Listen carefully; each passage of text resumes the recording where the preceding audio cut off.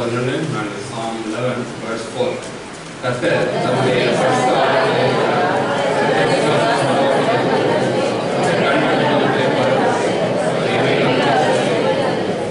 அடுத்த வசனம் கர்த்தர்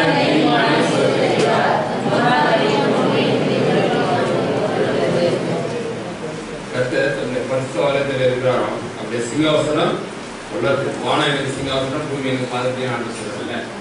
வானத்து பூமியை நிரப்புகிற மகாபேகமான தேவன் சொல்லும்போது அவருடைய கண்கள் மனுபுத்திரை பார்க்கிறது, அவருடைய இமைகள் அவர்களை சொலுத்தெறிகிறார். கர்த்தர் நீதிமானை சொலுத்தெறிகிறார். அதனால ஆட்டோவில் பின்னால் அவரோட வாசனை என்னன்னா, ஆண்டவன் நல்லவர்களை சோதிப்பார். ஆண்டவன் நல்லவர்களை சோதிப்பார். உலகம் கூட தெரியுதில்ல, ஆண்டவர் மனிதனை சோதிப்பார். வேற நல்லவர்களை சோதிப்பார். மரியாள் அந்த கன்னிகையாக இருந்த பொழுது அங்கே ஒரு சோதனை இருந்தது இல்லையா? அன்றைய இயேசு கிறிஸ்து இந்த உலகத்துக்கு பெற்று தரக்கூடிய ஒரு சோதனை. ஆண்டவர் ஆபிரகாமை சோதிக்குது, ஒரே கருணகுமான ஈசாக்கு எனக்கு தருவியாப்பா அப்படின்னு கேட்டார். நல்லவர் சோதிக்கிறார். யோபு சன்மார்க்கனா, யோபு ரொம்ப நல்லா இல்லையா? சன்மார்க்கன் ஆண்டவே சொல்றார். ஆனா அவனுக்கு பயங்கரமான அடுக்கடுக்கான சோதனை. ஆண்டு சோதனைக்கு ஆனா இந்த சோதனை வென்றவர்கள் எல்லாரும் பார்த்தீங்கன்னா தன்னந்தனியாக அந்த சோதனை செய்தார். மரியாதை ஏற்கனவே நேற்று கூட சொல்லியிருக்கேன். மரியாதை வந்து தேவதூதன் சொல்லும்போது குழப்பம் திகில் அது எப்படியாவும் எப்படியா இருந்தது இல்லையா? But she faced it alone. She took the decision alone. She never consulted with others. போய் மற்றவன்டவே கலந்து ஆலோசிக்கல மரியாதை. தேவதன்ட்ட நீங்கள் போயிட்டு 2 நாள் பேசிட்டு வாங்க, நான் கேட்டு வைக்கிறேன். மாமாட்ட கேட்கணும், மாமாவுக்கு தேவையான எந்த நேரத்தையும் வீட்டில் செய்ய மாட்டாங்க. மாமா தான் முக்கியமானது. அவர்கிட்ட கேட்டு நான் சொல்கிறேன். அவர் எஸ்னா எஸ் இல்லை, நானும் நோ தான் அப்படின்னு சொல்ல மரியாதை. எங்கள் அப்பா அம்மாட்ட கேட்கணும். அப்படி இங்கே யாரையும் அதுமாதிரி ஆபிரகாம் ஆண்டவர் கேட்குறாரு, ஈசாக்கு வெளி தெரியுங்க, எனக்கு வெளிப்பா இல்லை, கொஞ்சம் வெயிட் பண்ணுங்க, சாரான்கிட்ட கேட்டு சொல்கிறேன். சொல்லல. யோபு ஒவ்வொருத்தரையா பார்த்தீங்கன்னா எல்லாரும் தன்னந்தனியாக அந்த சோதனை சகித்தார்கள் சொல்லி, அந்த சோதனை சகித்த வெற்றியோடு வெளியே வரும்போது ஆண்டவர் பயங்கரமாக ஆசிரிக்கிறார், ரொம்ப சந்தோஷப்படுகிறார். ஆகவே அவர் நீதிமானை சோதிச்சிருக்கிறார். பரலோகத்தில் இருந்தாலும் கூட அவன் பக்கத்திலே இருக்கிறார், சோதிச்சிருக்கிறார். யாரு எங்க போறோம் என்ன செய்யறோம் எல்லாம் அவருக்கு நன்றாக தெரியும். அவருடைய கண்களை நாம் மறைக்கவே முடியாது. யாக்கோபு நிருபம் பின்னால் புதிய ஏற்பாட்டுல பின்னால் இருக்கு. யாக்கோபு நிருபம், யாக்கோபு 1வது அதிகாரம் 12வது வசனம். யாக்கோபு 1:12. சோதனையை சகிக்கிற மனுஷன் பாக்கியவான், அவன் உத்தமன் என்று விளங்கின பின்பு கர்த்தர் தம்மிடத்தில் அன்பு கூறுகிறவர்களுக்கு வாக்குத்தத்தம் பண்ணின ஜீவகிரகத்தை பெறுவான். சோதனையை சகிக்கிற மனுஷன் பாக்கியவான். நீங்கள் நான் கூட சோதனையை சகிக்கணும்னு சொல்லி யாரும் விரும்புகிறேன். பிள்ளைகள் பள்ளிக்கூடத்தில் படிக்கிற பிள்ளைகளை பார்த்தீங்கன்னா பள்ளிக்கூடத்துக்கு சிலர் வருவாங்க, நாளைக்கு டெஸ்ட் அதே சொன்னால் நாளைக்கு ஆப்சண்ட் ஆயிடுவான், டீச்சிங் போயிடுவான். அப்படிப்பட்டவே பாஸ் பண்ண முடியுமா? யார் அதை ஒழுங்காக எழுதி அந்த டெஸ்ட் வழியாக கடந்து வரணும். நிறைய டெஸ்ட்லாம் இருந்தால் குவார்டர்லி அப்போனா ஆனுவல் எக்ஸாமில் நல்லா எழுதி நல்லா பாஸ் பண்ண அடுத்த வகுப்பு முன்னேறிச்சிடலாம் இல்லையா? படிப்படியாக மேலே போய் நல்லா படித்தா நல்ல வேலைக்கு வரணும். டெஸ்ட்டு எனக்கு வேண்டாம்னு சொல்கிறேன், முன்னேற முடியுமா வாழ்க்கையில்? அது மாதிரி நீங்கள் நான் கூட அந்த ஆரோக்கிய ஜீவிதத்தில் வளர்ச்சி அடையணும், முன்னேறி போகணும், இன்னும் ஒரு உன்னதமான நிலைமைக்கு வரணும்னு சொல்லி ஆண்டு இருக்கிறார். ஆண்டோடு நீங்கள் இருக்கிற சொல்லி ஆண்டு இருக்கிறார்.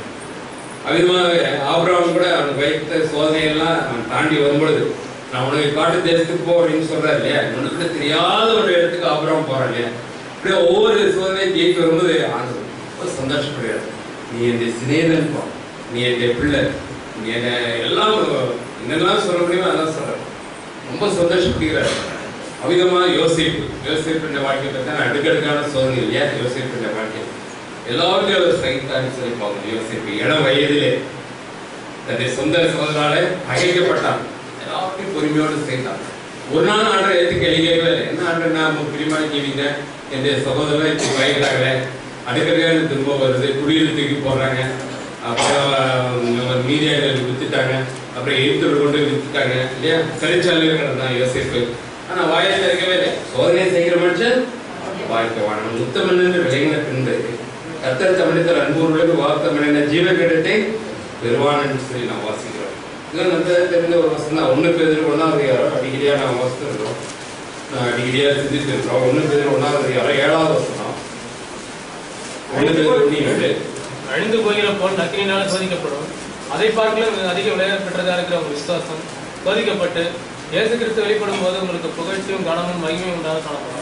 அழிந்து பொறுப்பான அக்னியினால் சோதிக்கப்படும். அக்னியினால் சோதிக்கப்பட்ட அக்னியினால் அதுல இருக்க கழிவு, அதுல இருக்க அசுத்தங்களை நீக்க முடியும். அந்த பொண்ணானது அப்படியே சாலிடா கட்டியா உலோகமாவே இருந்ததுன்னா அப்படியே இருக்க வேண்டியதா இருக்கு. அது நெருப்புல போட்டு உருக்கி அது நல்ல லிக்விட் ஆகும் நிலவிக்கு வந்தாதான் அதுல இருக்க அசுத்தெல்லாம் சுலபமாக நீக்க முடியும். ஆகவே அதுக்கு அப்படிப்பட்ட திரவ நிலைக்கு வர்றதுக்கு அக்னி தேவையா இருக்கு. அந்த அக்னி வந்து நம்ம வாழ்க்கையில் வர சோதனைக்கு அடையாளமா இருக்குது. ஆகவே அழிந்து போகிற போன அக்னியினால சோதிக்கப்படும், அதை பார்க்க அதிக வெளியேறப்பட்டதா இருக்கிற உங்கள் விசுவாசம். பொண்ணை விட வெளியேறப்பட்டது எது? விசுவாசம். அதனால நம்ம பொண்ணுங்க நகைகளை அதிகமாக முக்கியத்துவம் கொடுக்குறது. ஆண்டு அறியாத ஜனங்கள் முக்கியத்துவம் கொடுப்பாங்க. இப்போ நாமும் கூட அதிகமாக முக்கியத்துவம் கொடுக்கணும். என்ன ஆண்டுகிட்ட என்ன சொல்கிறேன், ஆண்டு எனக்கு பொண்ணு தான் முக்கியம், எனக்கு நகைகள் தான் முக்கியம், இந்த விசுவாசம் என்னமோ சொல்றீங்களா, அதெல்லாம் ஈரோடு பார்க்கலாம், பிற பார்க்கலாம். இந்த மாதிரி கவனிங்க, இதுதான் எனக்கு முக்கியம். இன்னும் கூட அப்படி நம்ம சொல்லாமல் சொல்கிறோம், ஆயிரத்தி சொல்ல மாட்டோம். நம்மளுடைய செய்தியினால திருமணம் மற்ற இந்த மாதிரி வரும்போது தெரியும். இப்போ இங்கே கூட நம்ம நிறைய கூட வெளியே போய் ஏதாவது ஃபங்க்ஷன் போகிறோம், ஏதாவது திருமணத்துக்கு போகிறோன்னா அதையும் மாறிடுவோம், டாப்பாக மாறிடுவோம். அப்போ ஆண்டை என்ன சொல்கிறான், ஆண்டை இங்கே இருக்கும்போது நீங்கள் முக்கியம், இங்கே இருக்கும்போது நீங்கள் முக்கியம், வெளியே போகும்போது நான் முக்கியம், நீங்கள் கொஞ்சம் தள்ளி நில்லுங்க, தள்ளி நில்லுங்க. அப்படிப்பட்டது இந்த பத்தியில் கேட்க. இது ஏன் பத்தி இல்லை, இங்கே இருக்கவங்க பத்தி கிடையாது, இவர் பத்தி கிடையாது, இது யாருடைய பத்தி கிடையாது, ஆண்டருடைய சத்தத்தை பத்தி. சும்மா அனாவசியமா கைக்க கூடாது. ஆண்டர் தள்ளி நிலையான்னு சொல்றாங்க, நீங்க வைக்க என்ன அதிகாரம் இருக்கு சொல்லி ஆண்டரை அசப்ட் பண்றாங்க, அவமரியாதை பண்றாங்க, ஆண்டரை துக்கப்படுத்துறாங்க. இந்த பந்தியில இருந்து கைக்கலாமா? இது யாருடைய பந்தி?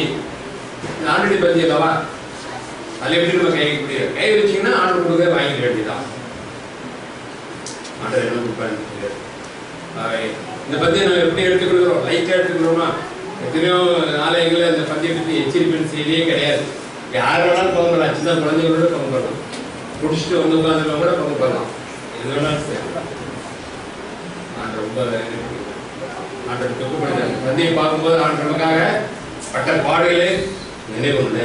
என்னுடைய பிறப்பை நினைவு கூறுன்னு ஆண்டர் ஒரு இதையும் சொல்லுங்க, பிஸ்னஸ் பண்ணியே போடுறாங்கப்பா, எனக்காக போய் 5 ஸ்டார் ஹோட்டல் நல்லா சாப்பிட்டு அப்படின்னு சொல்ல ஆண்டர் 5 ஸ்டார் ஹோட்டல் சாப்பிட்டு ஸ்பெஷல் ட்ரிங்க்ஸ் ஸ்பெஷல் சாப்பிடலாம் சாப்பிடுறேன் சொன்னார. என்னை நினைவு கூறும்படி, என் மரணத்தை நினைவு கூறும்படி இதை செய்யுங்கன்னு சொல்ற. இந்த பந்தி 5 ஸ்டார் ஹோட்டல் பந்தியாது. போகும்போது அவங்களுடைய சரீரம் நமக்காக நொறுக்கப்பட்டது, அவருடைய ரத்தம் நமக்காக சிந்தப்பட்டது. 6 நாள் சிறு வேதனையோடு தொங்கினார். எல்லாராலும் கைவிடப்பட்டதாக நீங்களும் நான் அடிப்படை இடத்துல அவர் அடிக்கப்பட்டார் சொல்லுவார். ஆகவே இந்த பந்தியை நீங்களும் நானும் மேலாதான எடுத்துக்கொள்ள முடியாது. ஆகவே பொண்ணை பார்க்க வெளியேறப்பட்ட என்னது? பொண்ணை பார்க்கல அதே பார்க்கல அதிக வெளியேறப்பட்டது அதிக வெளியேறப்பட்டதுன்னு போட்டிருக்காங்க. 7வது வசனம் 1 பேதுரு 1:7. ஒவ்வொரு வார்த்தையும் நல்லா கூர்ந்து கவனிச்சு படிக்கணும், ஏன்னா படிக்கக்கூடாது.